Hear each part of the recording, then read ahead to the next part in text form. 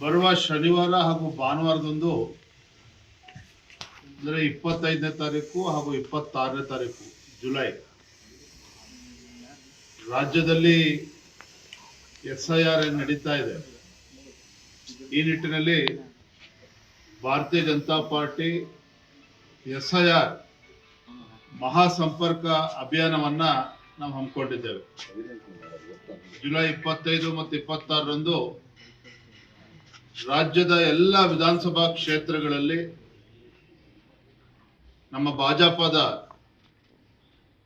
ಎಲ್ಲ ಸಂಸದರು, ಶಾಸಕರು, ವಿಧಾನ ಪರಿಷತ್ ಸದಸ್ಯರು ಮತ್ತು ಇಂದಿನ ನಮ್ಮ ಚುನಾಯಿತ ಪ್ರತಿನಿಧಿಗಳು ಮತ್ತೆಲ್ಲ ಕಾರ್ಯಕರ್ತರ ನೇತೃತ್ವದಲ್ಲಿ ಈ 2 ದಿನಗಳ ಕಾಲ ಸುಮಾರು 1 ಕೋಟಿ ಮನೆಗಳನ್ನ ನಾವು ತಲುಪಬೇಕು. ನಮ್ಮ ಪಕ್ಷದ ಮುಖಂಡರ ನೇತೃತ್ವದಲ್ಲಿ ಮನೆ ಮನೆಗೆ ಭೇಟಿಯನ್ನು ನೀಡಿ ಇನ್ಯುಮರೇಷನ್ ಫಾರ್ಮ್ ಬಗ್ಗೆ ಜಾಗೃತಿಯನ್ನು ಮೂಡಿಸುವಂಥದ್ದು, ಆ ವಿಚಾರದಲ್ಲಿ ಏನಾದರೂ ಸಮಸ್ಯೆಗಳಿದ್ರೆ ಅದನ್ನು ಪರಿಹಾರ ನೀಡುವಂಥದ್ದು, ಒಟ್ಟಾರೆಯಾಗಿ SIR ಬಹಳ ಯಶಸ್ವಿಯಾಗಿ ಆಗಬೇಕು. ಈ ನಿಟ್ಟಿನಲ್ಲಿ ಮಹಾಸಂಪರ್ಕ ಅಭಿಯಾನ SIR ಮಹಾಸಂಪರ್ಕ ಅಭಿಯಾನವನ್ನು ಜುಲೈ 25 ಮತ್ತು 26ರಂದು ನಾವು ಹಮ್ಮಿಕೊಂಡಿದ್ದೇವೆ. ಪ್ರತಿಯೊಬ್ಬ ಕಾರ್ಯಕರ್ತರು ಕನಿಷ್ಠ 20 ಮನೆಗಳನ್ನು ತಲುಪಬೇಕು. ಇನ್ಯುಮರೇಷನ್ ಫಾರ್ಮ್ನ ಭರ್ತಿ ಮಾಡುವಂಥದ್ದನ್ನ ಅವ್ರಿಗೆ ಹೇಳ್ಕೊಡುವಂಥ ಕೆಲಸ ಆಗಬೇಕು. ಈ ನಿಟ್ಟಿನಲ್ಲಿ ಈ ಒಂದು ಮಹಾಸಂಪರ್ಕ ಅಭಿಯಾನವನ್ನು ಕೂಡ ನಿನ್ನೆ ದಿನ ನಾವು ಘೋಷಣೆ ಮಾಡಿದ್ದೇವೆ. ರಾಜ್ಯದಲ್ಲಿ ಭೀಕರ ಬರಗಾಲವನ್ನ ಎದುರು ನೋಡ್ತಾ ಇದ್ದೇವೆ. ಒಂದು ಕಡೆ ಮಾನ್ಯ ಮುಖ್ಯಮಂತ್ರಿಗಳು, ರಾಜ್ಯ ಸರ್ಕಾರ ಕೇವಲ ಬೆಂಗಳೂರಿನಲ್ಲಿ ವಿಧಾನಸೌಧದಲ್ಲಿ ಕೂತ್ಕೊಂಡು ಸಭೆಯನ್ನ ಮಾಡಿ ವಿಡಿಯೋ ಕಾನ್ಫರೆನ್ಸ್ ಮುಖೇನ ಸಭೆಯನ್ನ ಮಾಡಿರೋದು ಬಿಟ್ರೆ ಯಾವುದೇ ಒಬ್ಬ ಸಚಿವರು ರಾಜ್ಯ ಪ್ರವಾಸವನ್ನು ಮಾಡ್ತಾ ಇಲ್ಲ, ಜಿಲ್ಲೆಗಳಿಗೆ ಭೇಟಿಯನ್ನು ನೀಡ್ತಾ ಇಲ್ಲ, ತಾಲೂಕುಗಳ ಭೇಟಿಯನ್ನು ನೀಡ್ತಾ ಇಲ್ಲ. ರೈತರ ಸಮಸ್ಯೆ ಬಗ್ಗೆ, ರೈತರ ಸಂಕಷ್ಟಕ್ಕೆ ಸ್ಪಂದನೆ ಮಾಡುವಂತ ಕೆಲಸವೂ ಕೂಡ ರಾಜ್ಯ ಸರ್ಕಾರದ ಕಡೆಯಿಂದ ಆಗ್ತಾ ಇಲ್ಲ. ಈಗಾಗಲೇ ಮಾನ್ಯ ಮುಖ್ಯಮಂತ್ರಿಗಳು ಎಲ್ಲ ಹಿರಿಯ ನಾಯಕರ ತಂಡವನ್ನು ಕಟ್ಟಿಕೊಂಡು ದೆಹಲಿಗೆ ಪ್ರಯಾಣವನ್ನು ಕೂಡ ಬೆಳೆಸುತ್ತಾರೆ. ಅಂದ್ರೆ ರೈತರು ಇಷ್ಟೊಂದು ಸಂಕಷ್ಟದಲ್ಲಿದ್ದಾರೆ. ಮುಖ್ಯಮಂತ್ರಿಗಳು ಕೇವಲ ಪ್ರಧಾನಮಂತ್ರಿಗಳಿಗೆ ಪತ್ರವನ್ನ ಬರೆದು ರಾಜ್ಯ ಸರ್ಕಾರದ ಜವಾಬ್ದಾರಿನೇ ಇಲ್ಲ ಅನ್ನೋ ರೀತಿಯಲ್ಲಿ ವರ್ತನೆಯನ್ನು ಮಾಡ್ತಾ ಇದ್ದಾರೆ. ಇದು ಖಂಡಿತ ಸರಿಯಲ್ಲ. ನಾನು ಮಾನ್ಯ ಮುಖ್ಯಮಂತ್ರಿಗಳಿಗೆ ಆಗ್ರಹ ಪಡಿಸ್ತೇನೆ, ರಿಯಲ್ ಎಸ್ಟೇಟ್ ಬಗ್ಗೆ ಎಷ್ಟು ಆಸಕ್ತಿಯನ್ನ ರಾಜ್ಯದ ಮುಖ್ಯಮಂತ್ರಿ DK ಶಿವಕುಮಾರ್ ಅವರೇ ತಲೆ ಕೆಡಿಸ್ಕೊಂಡಿದ್ದೀರಿ. ರೈತರ ಬಗ್ಗೆನೂ ಕೂಡ ಕಾಳಜಿಯನ್ನ ತೋರಬೇಕು, ರೈತರ ಸಂಕಷ್ಟಕ್ಕೆ ಸ್ಪಂದನೆಯನ್ನ ಮಾಡಬೇಕು. ಬಿತ್ತನೆ ಮಾಡದೆ ಹೊತ್ತು ರೈತರು ಬೀದಿಗೆ ಬರ್ತಕ್ಕಂಥ ಪರಿಸ್ಥಿತಿ ಇದೆ. ಬಿತ್ತನೆ ಮಾಡಿರುವಂತ ರೈತರು ಕೂಡ ಇವತ್ತು ಮೊಳಕೆ ಹೊಡೆದೇನೆ ಕೂಡ ಮಳೆ ಇಲ್ದೇನೆ ಬೀದಿಗೆ ಬರುವಂತ ಪರಿಸ್ಥಿತಿ ನಿರ್ಮಾಣ ಆಗಿದೆ. ಹಾಗಾಗಿ ಬರದ ಪರಿಸ್ಥಿತಿಯನ್ನ ಸರಿಯಾದ ರೀತಿಯಲ್ಲಿ ರಾಜ್ಯ ಸರ್ಕಾರ ಕೈಗೆತ್ಕೊಳ್ಬೇಕು, ರೈತರ ಸಂಕಷ್ಟಕ್ಕೆ ಸ್ಪಂದನೆ ಮಾಡಬೇಕು.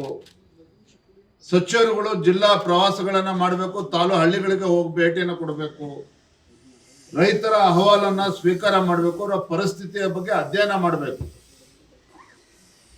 ಮತ್ತೆ ಕೇಂದ್ರ ಸರ್ಕಾರಕ್ಕೆ ಕಾಯ್ದೆನೆ ಹಿಂದೆ ಅನೇಕ ಉದಾಹರಣೆಗಳಿದ್ದಾವೆ.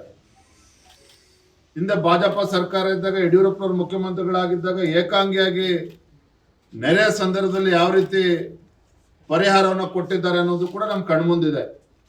ಹಾಗಾಗಿ ಎಲ್ಲವನ್ನು ಕೂಡ ಪರಿಗಣಿಸಿ ತಾವು ರಾಜ್ಯದ ಮುಖ್ಯಮಂತ್ರಿ ಅನ್ನೋದನ್ನ ಅರ್ತು ರೈತರ ಸಂಕಷ್ಟಕ್ಕೆ ಸ್ಪಂದನೆ ಮಾಡಬೇಕು ಅನ್ನೋದನ್ನ ಆಗ್ರಹವನ್ನು ಕೂಡ ನಾನು ಈ ಸಂದರ್ಭದಲ್ಲಿ ಮಾಡ್ತಾ ಇದ್ದೇನೆ. ನಿನ್ನೆ ದಿನ ದೆಹಲಿಯ ಜಂತರ್ ಮಂತರ್ನಲ್ಲಿ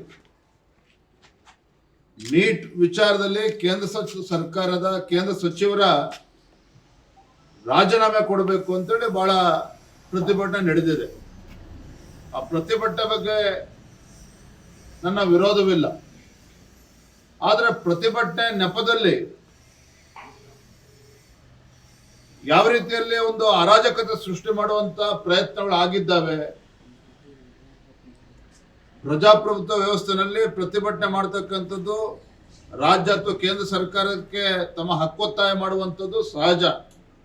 ಅದ್ರ ಬಗ್ಗೆ ಯಾರು ಕೂಡ ವಿರೋಧವನ್ನು ಮಾಡೋದಕ್ಕೆ ಸಾಧ್ಯ ಇಲ್ಲ. ಆದರೆ ಪ್ರತಿಭಟನೆ ನೆಪದಲ್ಲಿ ನಾವು ದೃಶ್ಯ ಮಾಧ್ಯಮಗಳನ್ನ ನಾವು ನೋಡ್ತಾ ಇದ್ವಿ. ಅನೇಕ ಯುವಕರಿಗೆ ಅಲ್ಲಿ ಯಾವ ಏನಕ್ಕೆ ಬಂದಿದ್ದೇವೆ ಅನ್ನುವ ಅರಿವು ಕೂಡ ಬಹಳ ಜನಕ್ಕೆ ಇರಲಿಲ್ಲ. ಮಾಧ್ಯಮದ ಮೇಲೂ ಕೂಡ ಕೈ ಮಾಡಿರುವಂತಹ ಘಟನೆಗಳು ಕೂಡ ನಡೆದಿದ್ದಾವೆ. ದೇಶದ ವಿರುದ್ಧ ಹೇಳಿಕೆಗಳನ್ನು ಕೊಟ್ಟಿರ್ತಕ್ಕಂಥದ್ದು ಕೂಡ ನಾವು ಗಮನಿಸ್ತಾ ಇದ್ದೇವೆ. ಎಲ್ಲೋ ಒಂದ್ ಕಡೆ ಯುವಕರನ್ನ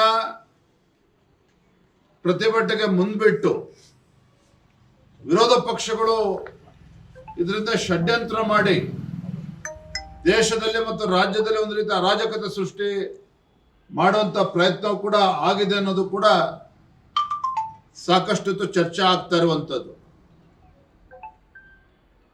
ಮಾನ್ಯ ಸಿದ್ದರಾಮಯ್ಯನವರ ಹಿಂದಿನ ಮುಖ್ಯಮಂತ್ರಿಗಳವರ ಹೇಳಿಕೆಯನ್ನು ಕೂಡ ನಾನು ಗಮನಿಸಿದ್ದೇನೆ. ಮೋದಿ ದುರ್ಬಲ ದುಷ್ಟ ರಕ್ಷಕ ಪ್ರಧಾನಿ ಅನ್ನೋ ಮಾತನ್ನ ಮಾಜಿ ಮುಖ್ಯಮಂತ್ರಿಗಳು ಸಿದ್ದರಾಮಯ್ಯನವರು ಹೇಳಿದ್ದಾರೆ. ಮಾನ್ಯ ಸಿದ್ದರಾಮಯ್ಯನವ್ರಿಗೆ ಮರ್ತಿಲ್ಲ ಅಂತ ಹೇಳಿದ್ರೆ ನಾನು ಮತ್ತೆ ನೆನಪು ಮಾಡ್ಕೊಡ್ತಕ್ಕಂಥ ಪ್ರಯತ್ನ ನಾನು ಮಾಡ್ತೇನೆ. ಮಾನ್ಯ ಸಿದ್ದರಾಮಯ್ಯನವರೇ ತಾವು ಮುಖ್ಯಮಂತ್ರಿಗಳಾಗಿದ್ದಾಗ ಇದೇ ಹುಬ್ಬಳ್ಳಿಯಲ್ಲಿ ಏನು ರಾಜ್ಯದಲ್ಲಿ 2.5 ಲಕ್ಷ ಸರ್ಕಾರಿ ಹುದ್ದೆಗಳನ್ನ ಭರ್ತಿ ಮಾಡಿಲ್ಲ ಅಂತೇಳಿ ಲಕ್ಷಾಂತರ ಯುವಕರು ಬೀದಿಗಿಳಿದು ಕಾಂಗ್ರೆಸ್ ಸರ್ಕಾರದ ವಿರುದ್ಧ ಪ್ರತಿಭಟನೆ ಮಾಡಿದ್ರು. ಎಲ್ಲೋಗಿತ್ತು ಸಿದ್ದರಾಮಯ್ಯನವ್ರ ಕಾಳಜಿ? ಅವಾಗ 3 ವರ್ಷಗಳ ಕಾಲ ತಾವೇ ರಾಜ್ಯದ ಮುಖ್ಯಮಂತ್ರಿಗಳಿದ್ರಲ್ಲ, ಎಷ್ಟು ಖಾಲಿ ಹುದ್ದೆಗಳನ್ನ ಭರ್ತಿ ಮಾಡಿದ್ರಿ, ಎಷ್ಟು ಲಕ್ಷ ಯುವಕರ ಜೀವನವನ್ನ ಕಟ್ಕೊಡ್ತಕ್ಕಂಥ ಕೆಲಸ ತಾವು ಮುಖ್ಯಮಂತ್ರಿಗಳಾಗಿ ಮಾಡಿದ್ದೀರಿ.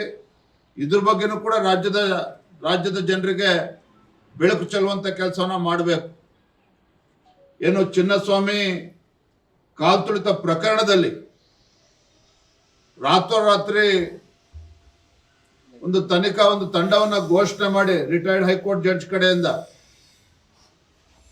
ಅಧಿಕಾರಿಗಳ ಮೇಲೆ ನಿರ್ದಾಕ್ಷಿಣ್ಯ ಕ್ರಮ ಕೈಗೊಳ್ತೇನೆ ಅಂತ ಹೇಳಿದ್ರೆ,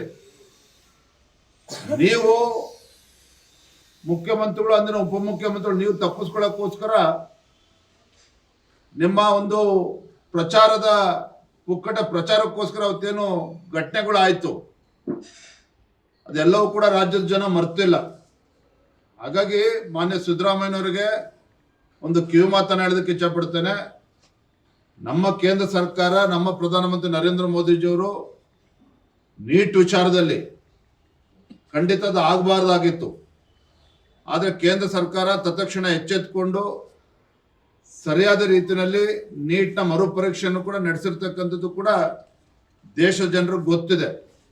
ಆದರೆ ಇಂತಹ ವಿಚಾರಗಳನ್ನು ತೆಗೆದುಕೊಂಡು